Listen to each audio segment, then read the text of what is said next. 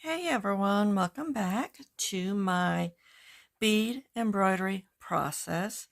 This is going to be part 3 and the final step because it shouldn't be too long explaining because I am on the last step of my piece. I had so much fun doing this. I just pulled out everything that I thought could match. I love these little flowers. I love the colors of them. And being able to pull out beads and put little tiny beads on top. I was able to use these beads, here. And that purple that I kept wanting to use, I went ahead and used those as a little topping, and then a little 15-year-old 15-0 seed bead. I was even able to incorporate these spiky things. I went ahead and put 3 here, and I've got 3 over here. I've got some different kind of tulip flowers with some other beads that I had. I had these 8-O's. Well, what color is it? I don't know. Sapphire opaque, teal lined, rainbow light. So I went ahead and put those are 11-O's on top of them, just to give them, what do you call that word? Depth, height, more texture. I was able to use these little tulip kind of beads right here, and I put a little yellow bead on top and just kind of fill things in. I had this big flower. I put in a little flower and then a gold bead on top. I used some orange, I don't have any left out, orange bicones, and I topped them with the little black seed beads. I've got some little square gold seed beads tucked in there. I did end up using, just to throw it in there, that little orange flower because he just seemed neglected and like nobody wants me, so I stuck him there. I got some other little square, what are these? They're square, orange, purple, I can't even think. Beads just tucked in, and then a loop of little, seed beads. And just trying to fill in the space where I thought I needed it. I wasn't too concerned with, the spaces, all the space, because it's green. And I kind of do like that. What I did was I cut it out. And when you're cutting out, you want a really good and a sharp scissor to help you get into the nooks and crannies. Sometimes it curves, sometimes it's more of a, angle piece. And these, something good, sharp really helps. And that's the back. Sometimes I tried to tie a knot after I did, a section of beads just in case something came off, everything didn't unravel. So if I did those, I went ahead and tied a knot to make sure they were nice and sturdy. The same with these before moving on to another section. That's just for my peace of mind, but I think it's a good idea to do it. I did use these crystal-lined seed beads for the outline. Now for the next step, let's move all this yumminess out of the way. I sat down and I pulled out, I'm not sure what my first bead is going to be for the edging. I think an 8-0 will work. I also pulled out some 6-O's just in case. 6-O's will mean I use less beads because it is such a large area. What I did with my other piece, I'm going to call them piece instead of wall hanging slash pendants, oversized pendants, I did 2 colors. So that's something you can do if you don't have enough one color to go all the way around. So that's why I brought out some greens and some purples. And I got gold and black. And I found these orange orange. Yeah, 6 O's. So if I want, I can go ahead and do that, and I can alternate them maybe with a black, or my big blacks, you know, to really bring out. Let's face it, I didn't want it to be a Halloween piece, but when you start off with a black cat, you know, where are you going to go from there? You got the orange and the yellow. So these are all Halloween colors that I've seen, you know, the plastic pumpkins at Walmart. I've seen them in purple and greens and different colors. So I went with it. I didn't fight it. You know, I tried to fight it with the white, but it wanted to go. This kind of breaks up that mood, and I kind of like the fact that it's just not all that one color. So it might look out of place, but then it kind of like, it looks okay to me. So these are just things to think about. But I brought out a bunch of different greens, metallics, and this is a weird color. What is it? Teal, so that's not even going to work. But that is going to be my next step, deciding if I want to do all one color or another color, 2 colors, 3 colors, alternate colors, what size bead I think will work best. And what I do, I'll just, you know, just kind of sprinkle around and see what effect that gives me. There we go. So that's what the orange is going to look like. And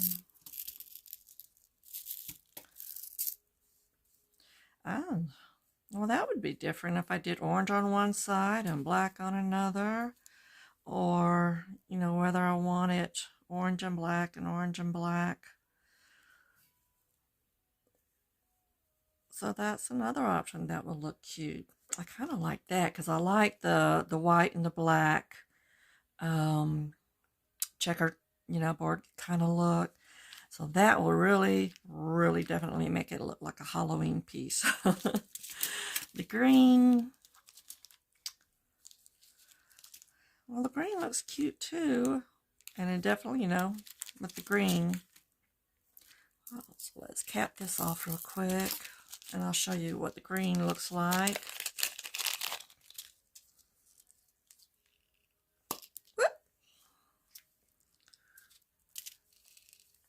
So,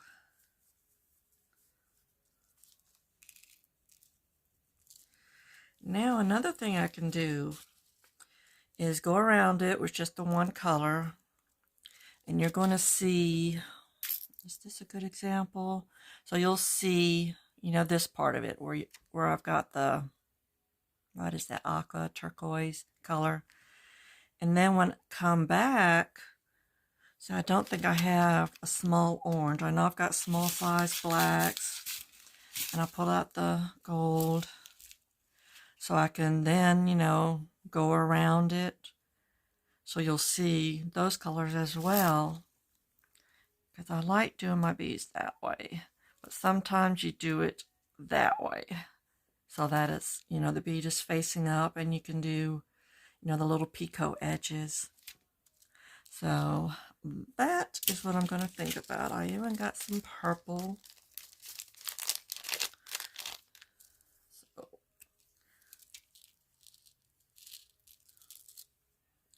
but since I've got purple there, my first instinct is to go with a different color instead of the purple, since I've already outlined it in that purple. Otherwise it just kind of blends in too much. But you see how the purple and the black, you know, separates, and definitely the orange and the black. The green is nice and sparkly too. So I don't know. Like I said, I can do the top half that color, and then so that it's not so overbearing and powerful, maybe do the bottom half of purple. I mean, the green. I do not know my colors today. So that's an option there. So no purple. Definitely black and orange up here. I just gotta decide whether I want it every other one one-on-one or just one color. I definitely would like to bring in the orange just to make it, you know, pop more while it's hanging on my wall. You know, just you notice it better. So that's what I'm going to do, and then I'll be back and show you. But first things first, I do glue the backing on. I've got some faux suede.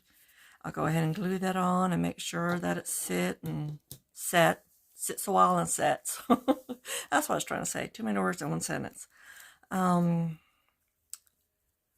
it's going to be hanging, I'm not too worried about it bending. Now, if it was a pendant, you know, and you're wearing it, you don't want it to bend too much. Normally, I will throw in a piece of cardboard. Cardboard, yeah, you know, the thin cardboard to give it more, you know, strength. I'm thinking while I'm trying to talk, it's not a good combo. And if you do put in a piece of cardboard, make sure you make it smaller because you're going to be stitching, you know, within 1/4 of an inch. So make it smaller. You basically want it, you know, make sure you cover this so that it's not bending and not flimsy. And I may or may not do that. I think I will just for the heck of it, even though it's just going to hang on my wall. Okay, that is the plan. And I'll see you later. Hey everyone. I have finished. Let's see, I'm trying to remember where I left off on the last video. I filled in, so let's just begin. I filled in with as many beads as I could, just to get a different, you know, bead poking out, more interest, things to look at. I did split the colors that I used for the edging, and I just did a simple brick stitch, I guess they call it edging. I just loved when I saw that I had that orange and the black. I was debating whether or not to put another bead on top, and I just couldn't think of what would improve it, what I could add to it. So I said, okay, this is enough. It's speaking to me that it is finished. I guess that's how they word it, right? I did do the black on the back. So I'm going to still put some kind of attachment or maybe even a loop here to make a little hanger to pin on the wall next to my other projects. And it is good to go. I'll be enjoying this for many years until I die because it's sitting on the wall next to me. Oh no, tore up my bead mat already. Yeah, ADD much? So, I hope this video series inspires you to try. I never thought I could do something like this. When I saw everybody else's beautiful pictures on Pinterest and YouTube or Facebook, and I just thought that was impossible. How do they know where to put what beads? And it's just impossible. So my advice is to just start slow. Pick out your focal. Pick out something else, you know, a couple of large beads, and then just start working with one. Pull out all the beads you think will match. Do something else. Pull out more beads you think will match. Pull out, you know, sew them down and see where it takes you. It might not be the original idea you had in mind. Like for me, I didn't want this to be, you know, a Halloween piece. But when you start with that, you know, Black Cat, where are you going to go? You know, with the orange and the greens and purples and blacks, it was just all going to be Halloween. The only things that were, you know, breaking up the colors were the white and this. This is kind of like an antique feel, but I feel like it breaks it up a little bit, and I don't mind it. Oh, God, I still love this purple, these dark colors here, and these bead combinations here. So just start, you know, get a bunch of supplies, you know, as you can. Get, you know, different shapes of flowers. because you just never know how you can use them. And just have your stash ready for, when you finally find something you want to start with. And you don't have to rush it. Just take your time. It could take you months if you want. I'm too impatient. It's just like, do it, let it sit a little bit with some beads around it to see what I liked and didn't like. And, during the night when I can't sleep, I might think of another, combination of how I can lay things down. And the main thing is just to have fun, just enjoy the process and see what develops. And if you totally hate it, just take it apart. You're not wasting beads. Sometimes you can save the thread, sometimes you can't. This probably I couldn't save the thread because I would just like cut it from the back. And that's it. Don't let doubt overwhelm you. You can do it, because if I can do it, and I am not a designer, I cringe at the thought of, making something up. But if you just start slow, just start with one bead, and then just go from there, you'll be amazed at what you can make.